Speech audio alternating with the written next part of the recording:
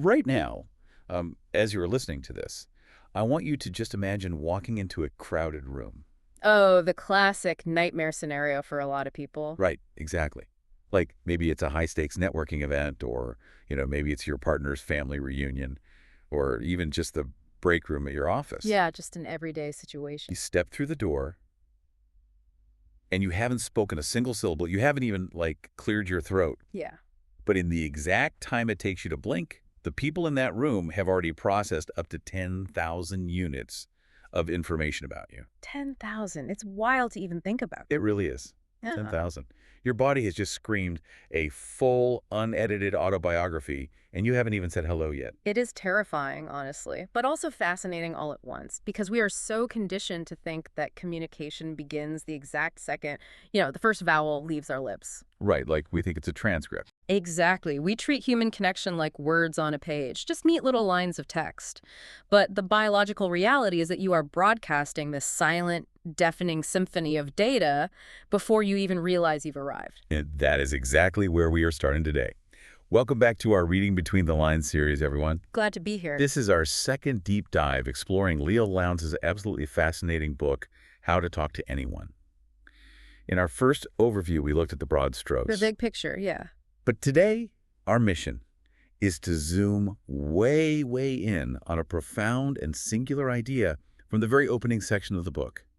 And it's basically this: conversations begin before words. Which is incredibly ironic, for a book literally titled How to Talk to Anyone. Yeah, spending the entire opening section exploring how to be completely silent. Right. But she does it because your face, your eyes, your posture, and the specific physical way you direct your attention are completely shaping the emotional atmosphere of the room long before you introduce yourself. The atmosphere is already set. Exactly. The words, when they finally come, are just landing on the soil you've already tilled, so to speak. So, to you listening right now, we really want to slow things way down today. Take our time with it. Yeah. If you're looking for, fast-paced, generic, top 10 social hacks to manipulate your boss kind of energy, this really isn't it. We want to sit back, settle into our armchairs, and really reflect on this. Just a calm exploration. Right.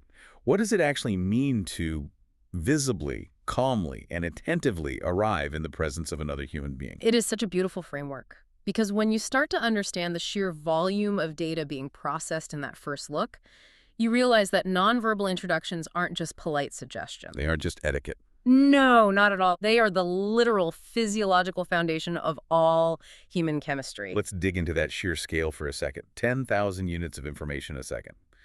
Lowndes cites this from a communications authority at the University of Pennsylvania. It's a staggering number. When I first read that, my brain kind of short-circuited, 10,000 units of data in a second. What does that even mean in practice? Well, to put it into perspective, the researchers noted that it would take roughly half the adult population of the United States a lifetime of effort to consciously sort through the units of information exchanged in just 1 hour of interaction between two people. Wait, half the U.S. population? A lifetime of effort, yeah. Right. Because we are talking about microexpressions, the millimeter contraction of a pupil, Oh, wow. the slight tightening of the jaw, the angle of the shoulders relative to the hips, the exact cadence of your breath. All happening instantly. Right. Your brain is a supercomputer, Yeah. and it is taking in all of this subconsciously. But why, though? Why did we evolve to process that much silent data? Yeah. It seems like an exhausting amount of cognitive load. And that is exactly the phrase cognitive load. You really have to look at this from an evolutionary biology standpoint. Okay, take me back to the caveman days. Right. So in a fast-paced, unpredictable, and historically dangerous world, the human brain simply cannot afford to process every single new person from scratch, constantly updating its assessment every 5 seconds. That would take too much energy. Exactly. If you are an early human and a stranger approaches your cam, you don't have the luxury of waiting for them to state their intentions. You can't just be like, excuse me, are you here to kill me? Exactly. You need to know right now. Are they a threat? Are they kin? Are they afraid? Are they dominant? Right, you need an instant read. You do. The brain must form quick judgments to survive. So it takes an instant mental snapshot based on those 10,000 units of data. A snapshot. Yeah, an emotional hologram, basically. And that snapshot becomes the primary data file your brain uses to deal with that person for a very, very long time. It's an evolutionary shortcut. Exactly. So Hmm. when we say 80% of someone's first impression of you is formed without a word being spoken, it's not an exaggeration. It's a survival mechanism. Lowndes phrases it perfectly, actually. She says, your body shrieks before your lips can speak. Such a great line. Which brings us to this brilliant anecdote in the source material about Bob Grossman. Have you heard of him before this? Vaguely, yeah, in the context of illustration. Right, so Grossman is this highly accomplished caricature artist who draws for publications like Forbes and Rolling Stone. Big names. Yeah, so Lowndes actually tracked him down and asked him how he manages to capture people's personalities so perfectly. What did she think his secret was? Well, she assumed he must do hours of research, right? Right. Like reading biographies, watching hours of interviews. That would make sense. But his answer was just, I just look at them. I love that. I just look at them. He essentially explained that almost every facet of a person's personality, their insecurities, their pride, their baseline level of anxiety, is physically inscribed into their appearance and the way they move. He doesn't draw their physical geometry, right? No, exactly. He draws that quicksilver, fleeting emotional response they broadcast to the world. The shriek, basically. Yes. Now, he shows her his files to prove it. And before we get into the specific examples he used, I want to make something explicitly clear to you, the listener. Always good to set the ground rules. Right. The text references several well-known political figures here. We are bringing up these names strictly as objective examples of how deeply emotional states are carved into physical posture, as observed by a professional artist. Just looking at the physical canvas. Exactly. We are maintaining absolute political neutrality here. We aren't endorsing any viewpoints, left or right. This is purely an anatomical and psychological observation. Total neutrality. We're just looking at the architecture of the human body. Right. So Grossman points out these specific physical traits that broadcast an entire personality. He notes the inherent pride of Franklin Delano Roosevelt by pointing to his nose held high in the air. The classic FDR pose. Yeah. And he highlights the boyishness of Bill Clinton living in his half-smile. Oh, that makes total sense. He shows the awkwardness of George Bush through a very specific rigid shoulder angle. Mm-hmm. He points to the charm of Ronald Reagan residing specifically in the crinkles of his smiling eyes. And he notes the shiftiness of Richard Nixon through a furtive downward tilt of his head. It's amazing how those tiny physical details define the entire public persona. And what's wild is that when Grossman draws these live at a party, like on a cocktail napkin, the crowd always gasps in immediate recognition. They see it instantly. Even if the subject looks at it and says, you know, that doesn't look like my face, the crowd will say, oh, yes, it is. Because he drew the silent broadcast. He drew the posture of their soul, essentially. Wow, the posture of their soul. And that silent broadcast dictates exactly how the world responds to you. It sets the terms of the engagement. Right. To illustrate this friction in the real world, the sources introduce a woman named Karen. Oh, the home furnishings executive. Yes. Karen is a highly respected professional.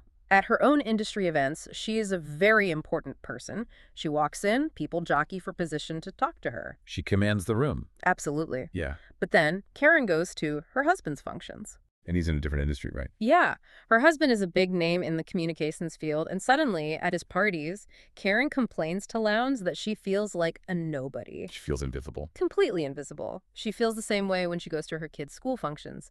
She asks Lowndes, how can I stand out from the crowd so people who don't know my resume will approach me and at least assume I'm an interesting person? That is the crux of this entire opening section, isn't it? It really is.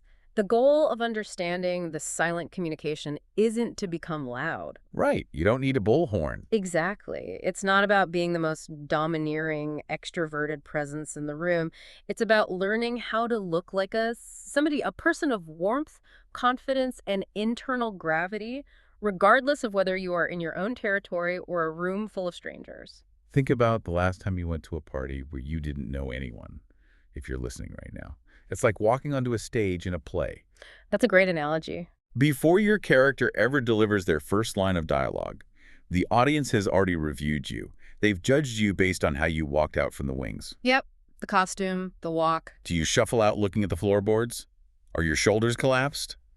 Or do you stride out, take in the balcony, and claim your space? The audience casts you in a role, either the extra or the lead, before you even open your mouth. That's exactly it. You are providing the audience with a set of physiological instructions on how to treat you. So if our bodies are giving these instructions before our lips move, we have to ask, what is the very first instruction we give? What's the first thing people look at? Right. What is the first thing another human being looks at? The face. And specifically, the smile. A smile. Okay, so this is where we get into the actual mechanics of presence. And I want to pause here Uh-huh. because the advice Lowndes gives on smiling completely contradicts the classic wisdom we've all been fed since we were kids. Oh, you're talking about the 1936 Dale Carnegie era. Exactly. Yeah. How to win friends and influence people. His fundamental edict was incredibly simple. He just said, smile. Just smile all the time. And that has been the bedrock of practically every corporate communications seminar for the last century. Right. Just walk around beaming at everyone like you just won the lottery. Just a constant state of grinning. But Lowndes argues that in today's sophisticated, information-saturated, and frankly cynical world, an instant, plastered-on grin carries absolutely zero weight. It really doesn't. In fact, it can actively work against you. It can make you look like a sycophant. A total kiss-up. Or worse, it makes you look like a salesperson who says, "Oh, that suit looks incredible on you," while their fingers are literally punching the keys on the cash register. Yeah, the cultural context has changed dramatically since 1936. A quick, automatic smile is now often perceived subconsciously as a defense mechanism. Like an apology almost. Yes, it doesn't communicate genuine warmth. It communicates a desire to appease, to avoid conflict, or to sell something. Psychologists have actually cataloged dozens of different types of smiles. There is the Pan Am smile, named after the forced smiles of flight attendants. It only uses the muscles around the mouth. Right, the eyes are dead. Exactly. And then there is the Duchenne smile, which is genuine, involuntary joy that crinkles the eyes. A real smile. Yes, the smiles that carry the most credibility, the most structural integrity, are the ones that take a microscopic amount of time to actually develop. Which is perfectly captured by the story of Missy from the book. Oh, the box company CEO. Yes. So Missy was a bubbly, effervescent college friend of the author who ended up taking over her father's corrugated box company. Tough industry. Very tough. And Missy was an incurable giggler. She was always flashing this quicksilver, eager-to-please smile at everyone she met. Just a very sweet person. Right. But when she became the CEO, she had to court these incredibly tough, hardened corporate clients. They probably ate her alive. Well, she invited the author to dinner with some potential clients and whispered beforehand, "Please, call me Melissa tonight." Melissa, not Missy. Right. And the transformation the author witnessed was staggering. Melissa didn't stop being charming. She didn't suddenly become cold or lose her effervescent personality. She was still herself. But something was subtly, undeniably different. She seemed more insightful. She seemed to have more gravity. And by the end of the night, Melissa had scored 3 massive new clients. Incredible, just from a subtle shift. When Lowndes asked her what changed, Missy or Melissa revealed it was almost entirely her smile. Just the smile. Her father had pulled her aside and quoted an old song, saying, "I loves ya, honey, but your smile's too quick." Your smile's too quick, wow. He actually showed her a corporate study indicating that women in business who were slower to smile were consistently perceived as more credible and authoritative. That is fascinating data. So Missy literally trained her lips to erupt more slowly. And that deliberate delay is where the magic lives. It's what Lowndes calls the flooding smile. The flooding smile. Break that down for us. So the mechanics of it are incredibly precise. When you are introduced to someone, you do not flash an immediate smile as if anyone who happened to walk into your line of sight would be the beneficiary of it. Right, like an automatic door opening. Exactly. Hmm. Instead, you look at their face, you pause for a literal second, you soak in their persona, and then you let a big, warm, responsive smile flood over your face and overflow into your eyes. It's a split-second delay. We're talking about milliseconds here. It's just a tiny beat. But it changes the entire emotional architecture of the greeting, because what you are actually doing is providing physiological proof of authenticity. Precisely. Yeah. This is a profound shift from the just smile more mandate. It is not about the quantity of your smiles. It is about their specificity. Specificity is the perfect word for it. When you pause, look, and then smile, you are communicating to the recipient's subconscious that this warmth is a direct, tailored result of seeing them. Yes. It makes them feel that your joy is meant for them specifically, not just a default setting that you give to everybody. There's a brilliant concept from later in the book, the exclusive smile, that I think perfectly reinforces why this No, works. I remember this. Yeah. Lowndes points out that if you walk into a networking event and flash the exact same eager smile to every single person you meet, your smile becomes like a Confederate dollar. It hyperinflates. Exactly. It loses its value because it's not backed by any real emotional gold standard. If you give the exact same reaction to everybody, it proves you have no special reaction to anybody. Right. It means nothing. Letting your smile grow out of the specific interaction shows that you are actually present in the moment with them, rather than just running like a predetermined social algorithm. I think we instinctively, biologically know this. Think about the analogy of a motion sensor light. Okay. If a stray dog walks past your driveway, the motion sensor clicks and the floodlight turns on. Sure. It's automatic.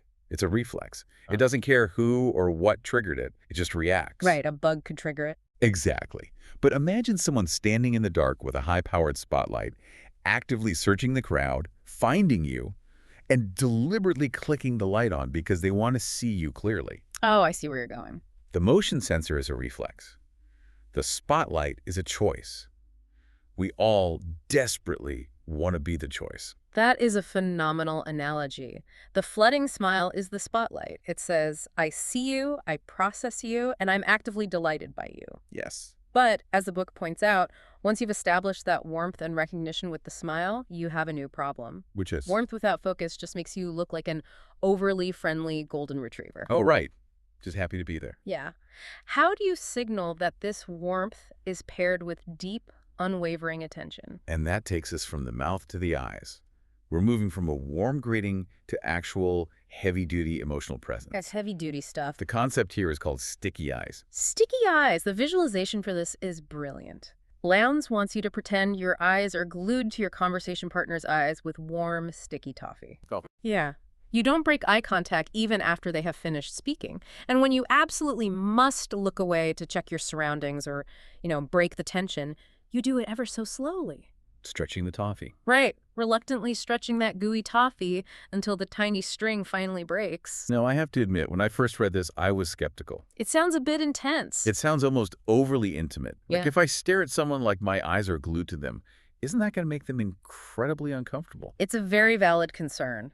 But the data behind the psychology of the gaze is wild. Okay, tell me about the data. The sources reference a study conducted by a Boston research center to measure the exact physiological effect of intense eye contact. Okay. The researchers paired up opposite-sex individuals for a 2-minute casual conversation. Nothing heavy, just basic small talk. Like the weather. Right. But here was the trick. They told half of the subjects to secretly count the number of times their partner blinked. Wait, counts or blinks? Yeah. The other half just received normal conversation instructions. So half the room is intensely staring at their partner's eyes, just waiting for a blink. Exactly. And the results were profound. When they separated the subjects and questioned them afterward, the unsuspecting people, the ones whose blinks were being counted, reported significantly higher feelings of respect, fondness, and intimacy toward their partners. That's crazy. They had absolutely no idea they were being counted. All they experienced was intense, unswerving eye contact, and that sheer focus engineered a deep sense of closeness. Lowndes actually experienced this exact phenomenon firsthand, didn't she? Yes, the seminar story. She was giving a seminar to hundreds of people. And as a speaker, you usually scan the room. Oh, right? of course.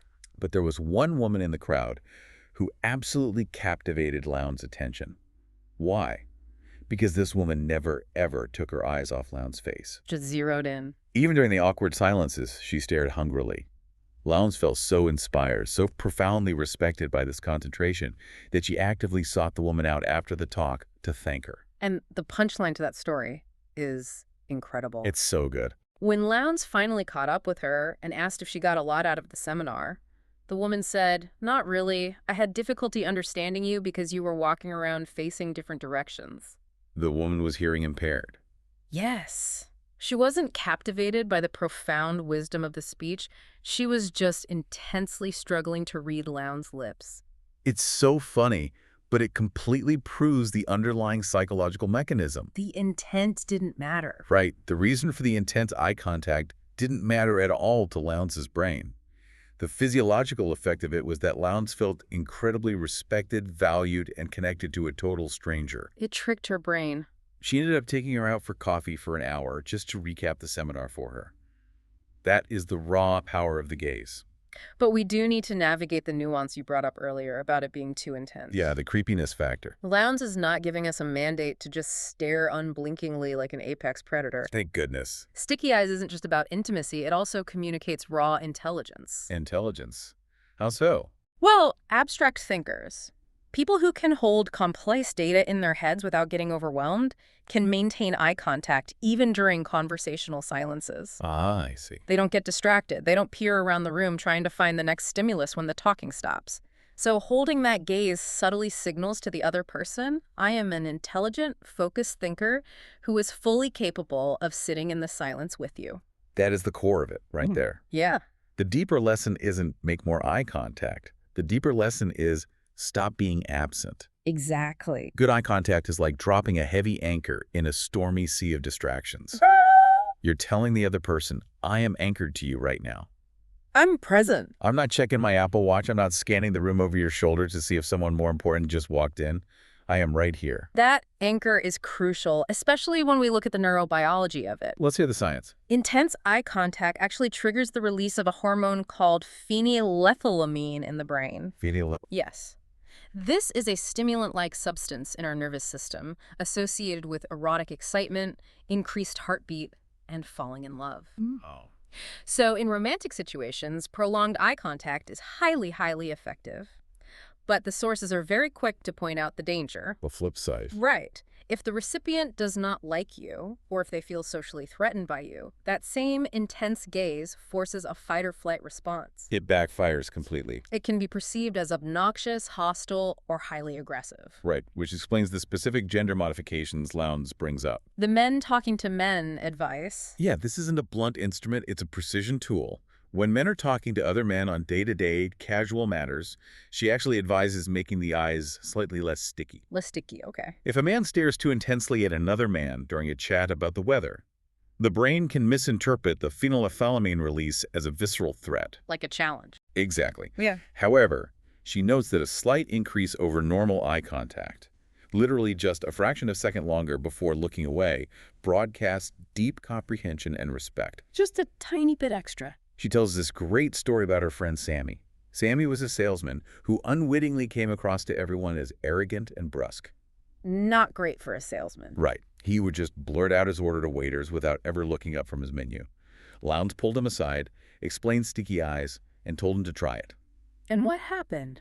The next time a waiter came over, Sammy just looked up, smiled, ordered, and held his eyes on the waiter for exactly 1 extra second before looking back down. Just 1 second. And it completely shifted his entire aura. He instantly came across as a sensitive, caring, present man just from 1 extra second of eye contact. That's incredible. He started using it with his clients, making his eyes just slightly sticky at the end of a pitch, and his sales skyrocketed. It communicates an unspoken, I'm here for you attitude. So sticky eyes works beautifully when modulated. Yeah, I can get on board with sticky eyes. But then the sources introduce the advanced version, which is called epoxy eyes. Oh boy, epoxy eyes. And I have to push back on this one. Let's hear it. Because the way it's described, maintaining intense eye contact with someone while a completely different person is talking. Yeah, that's the technique. If I do that at a dinner party, I don't look like a charismatic somebody. I look unhinged. Right. I look like I'm plotting a kidnapping. Yeah. How does this not cross the line into profoundly creepy? It is the heavy artillery, and it absolutely requires modulation. Let's break down the mechanics first. Okay, wait out for me. Say you are in a group of 3.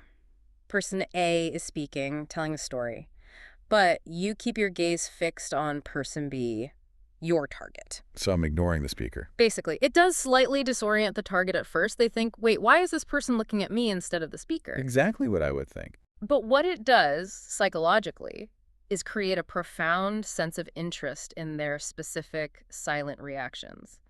It tells them, I am vastly more interested in how you feel about what's being said than I am in the person actually saying it. It makes them the center of the universe. Exactly. Human resources professionals use it to gauge reactions. Trial lawyers use it on juries. Right, to see how the jury is taking the witness's testimony. Yes. But your instinct is correct. If you just stare them down relentlessly while someone else talks, you look like a sociopath. A total creep. The text warns against overdoing it. The socially intelligent, gentler version is to bounce your glance back to your target every time the speaker makes a point or finishes a sentence. Okay, so you're not just locking on. Right. You watch the speaker, but you anchor your reaction to the target. It gives them relief from the intensity, but still communicates that their reaction is the most important thing in the room to you. It's about modulating your presence, watching the scene. But here is the catch that brings us to the next massive pillar of the book. A delayed, flooding smile and deeply focused, sticky eyes will completely betray you if the rest of your physical body is broadcasting anxiety or defeat. The body has to match the face. You cannot have the eyes of a lion and the posture of a scared rabbit. No, you can. The brain processing those 10,000 units of data will immediately spot the incongruity and flag you as untrustworthy. Which transitions us perfectly into the actual physics of arriving in a room. We're talking about the space you take up. The concept here is called hang by your teeth, and it addresses the fundamental architectural way we carry our bodies. Let's talk about the knee-jerk reaction of winners. Yes, the knee-jerk reaction. When a doctor smacks your knee with a rubber hammer, your foot automatically jerks forward. Right, you can't stop it. It's an involuntary reflex. Similarly, the sources point out that when a massive jolt of happiness hits your heart or you feel an overwhelming sense of success, your body has an automatic, involuntary reaction. The winner's posture. Exactly. Your head jerks up, your shoulders throw back, your chest expands, and a smile softens your eyes. This is the biological look of assurance. But the reality is, most of us do not walk around feeling a massive jolt of success all day. Definitely not. We are a nation of slouchers. You and I, and everyone listening right now, we spend hours hunched over keyboards, looking down at our phones, shrinking our physical footprint. The tech neck. Exactly.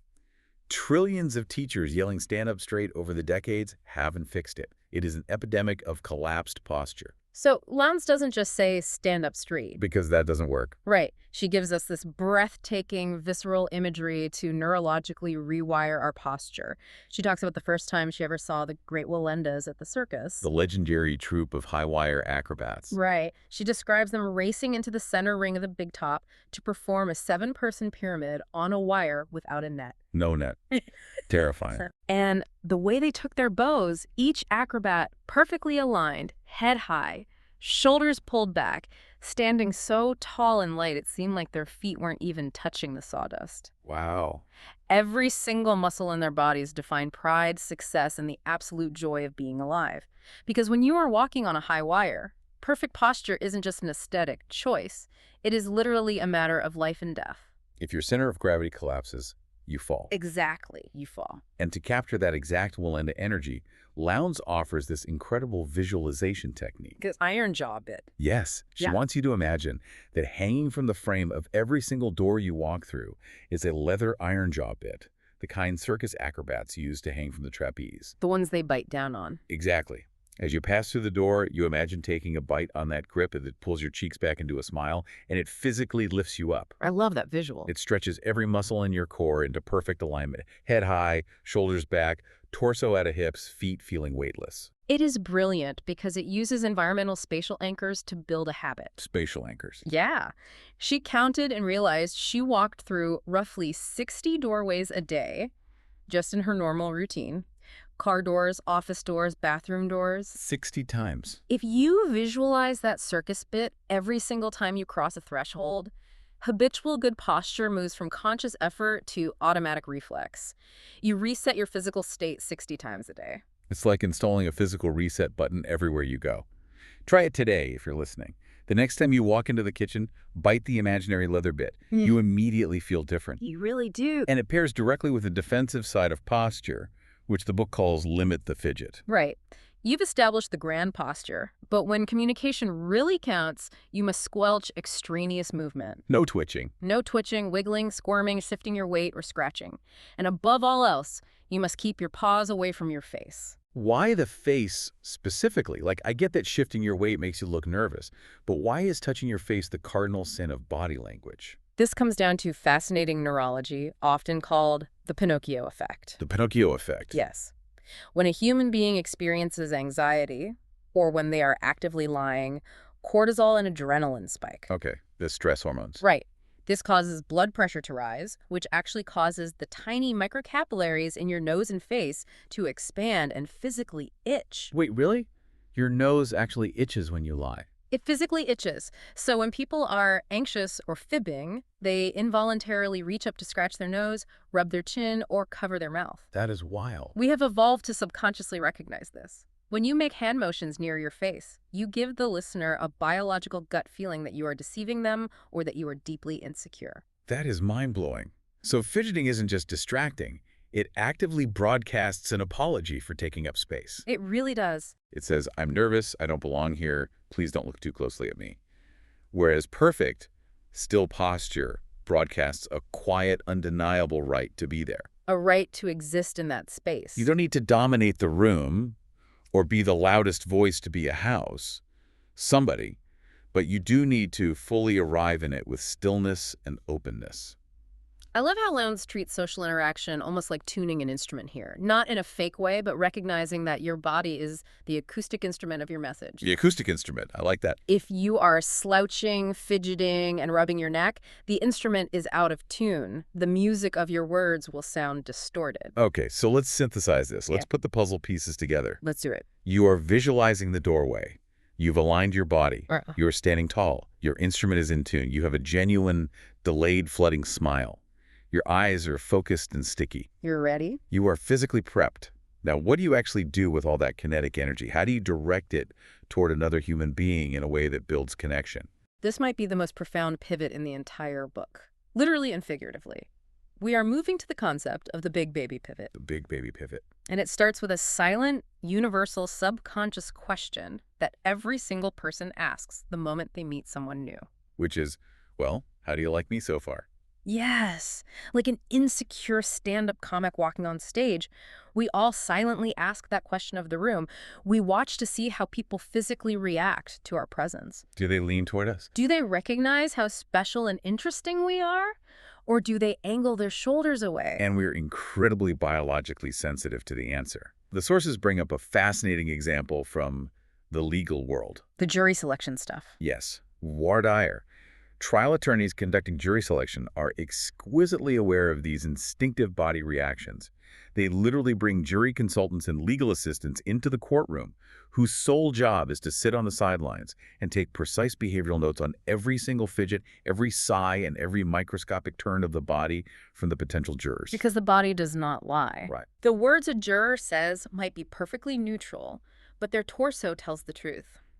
The consultants look at the hands. Are they softly open, palms up, resting on their knees, signifying acceptance? Or are they tight?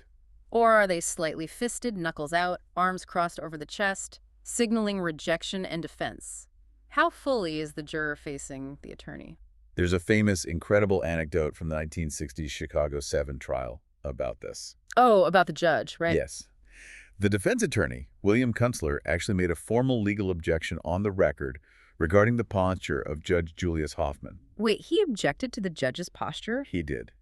During the prosecution's summation, Judge Hoffman leaned forward, exposing his chest, signaling deep attention. Okay. But during Kunstler's defense summation, the judge leaned back, crossed his arms, and angled away. Completely closed off. Kunstler objected, stating for the record that the judge was sending a subliminal, nonverbal message of disinterest and rejection to the jury.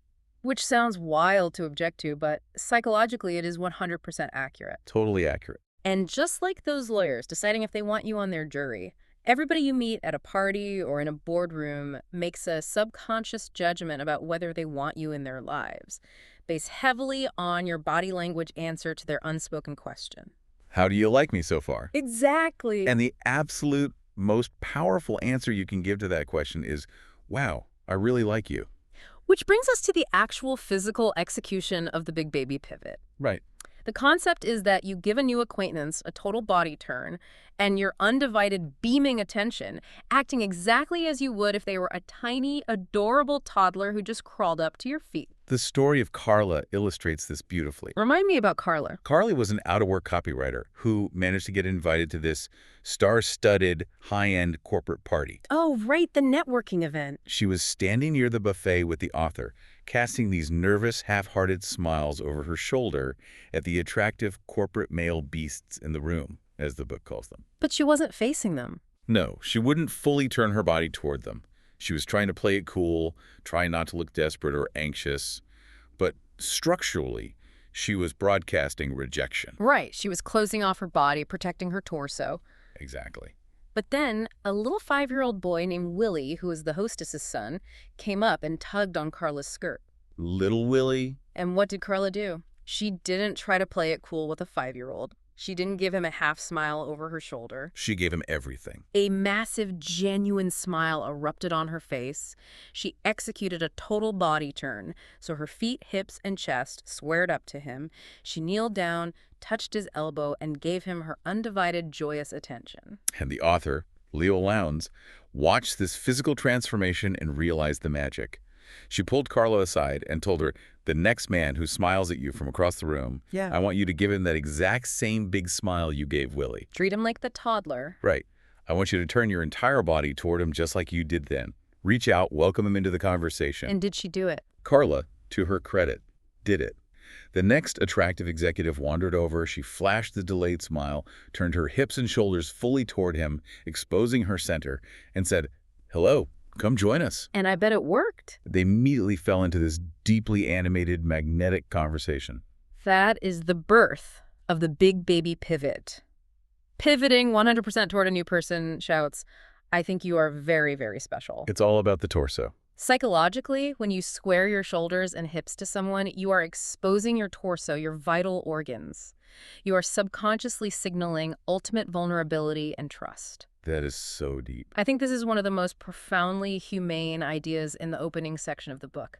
It acknowledges a deep psychological truth. Inside every stoic CEO, every intimidating client, every unapproachable stranger is a big baby rattling the crib, desperate for recognition. Desperate to feel seen. Exactly. I completely agree. It flips traditional networking entirely upside down. It really does. We spend so much time worrying about our resume, our elevator pitch, how we can sound impressive, how we can dominate the conversation. It's usually all about us. But the secret isn't trying to impress them with your credentials. It's physically demonstrating that they are impressive to you. Yes. It is an act of profound social generosity. You aren't taking energy from the room.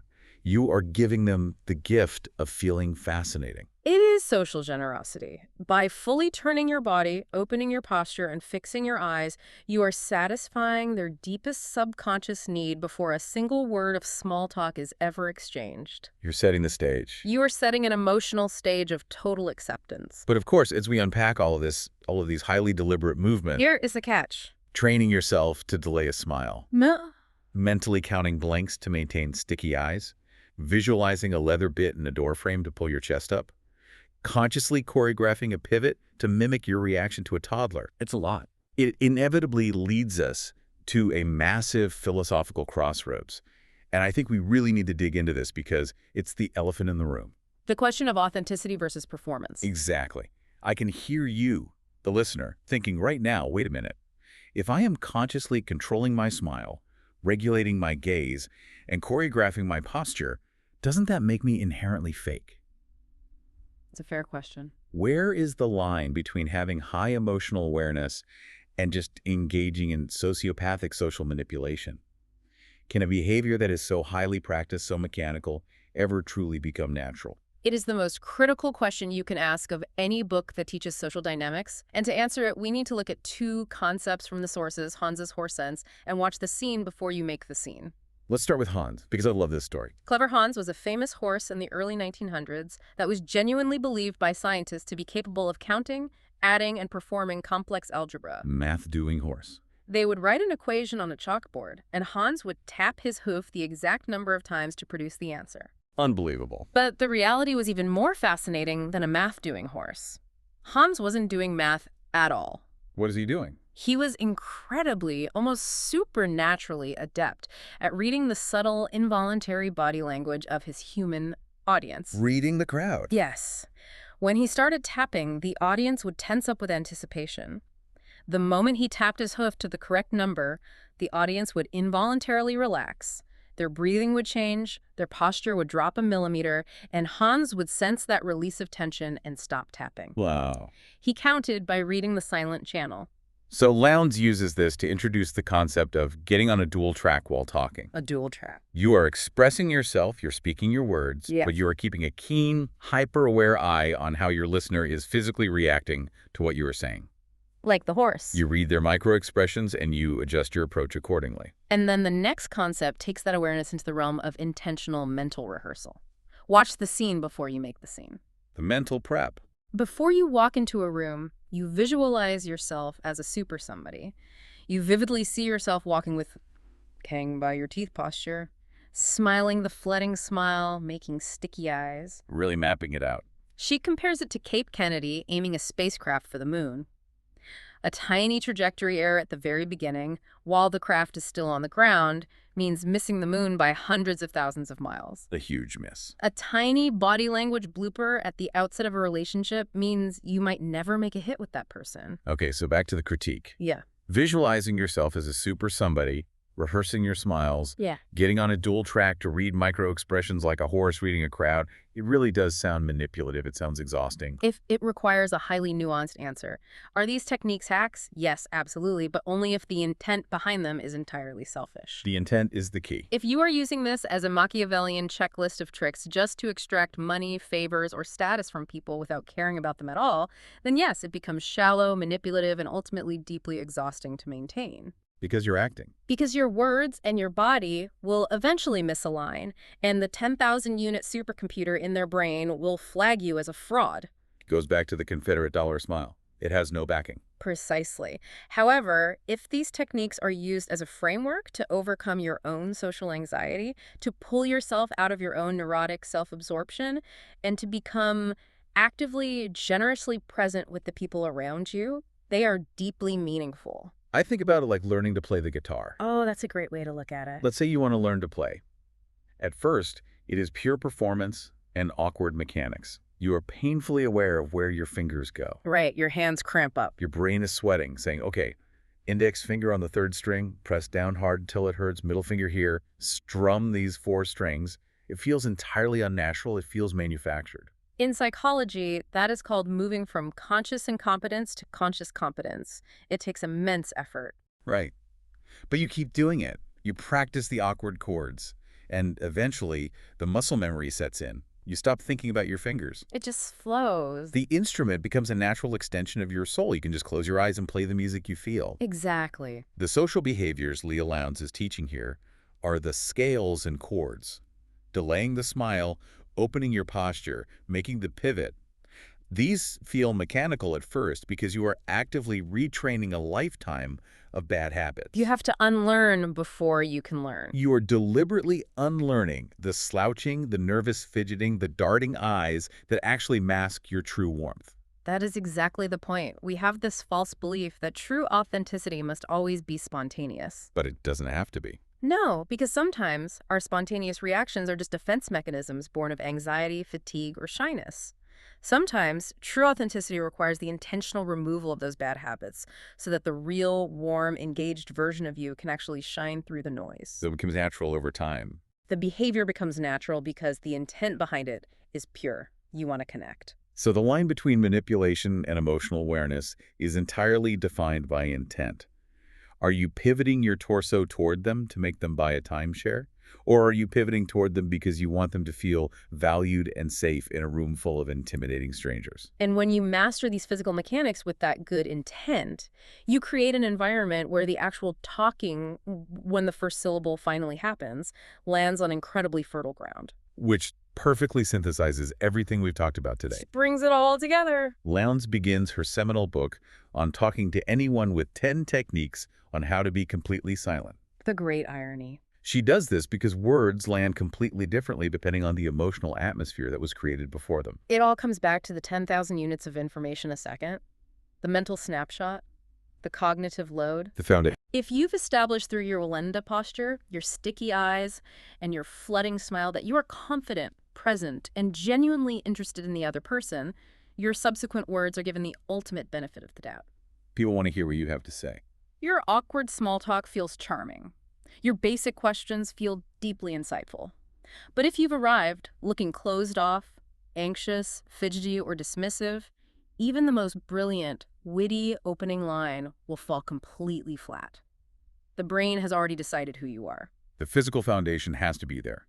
We've covered an immense amount of ground today. We really have. We've explored the biological necessity of the 10-second window, the hard-earned credibility of the delayed flooding smile, the emotional anchor of sticky eyes, and the delicate modulation of epoxy eyes. A lot of tools for the toolbox. We've visualized the iron jaw bit to lift our posture out of the modern slouch, unpacked the Pinocchio effect of fidgeting, and learned how to give people the generous big baby pivot to answer their silent, desperate question of, how do you like me so far? It truly is a masterclass in the physics of human connection. And I think the profound takeaway here is that maybe the first lesson of how to talk to anyone is not actually how to talk at all. Right. Maybe the entire secret is simply how to visibly, calmly, and attentively arrive in the presence of another human being. Visibly, calmly, and attentively arrive. Yeah. I love that.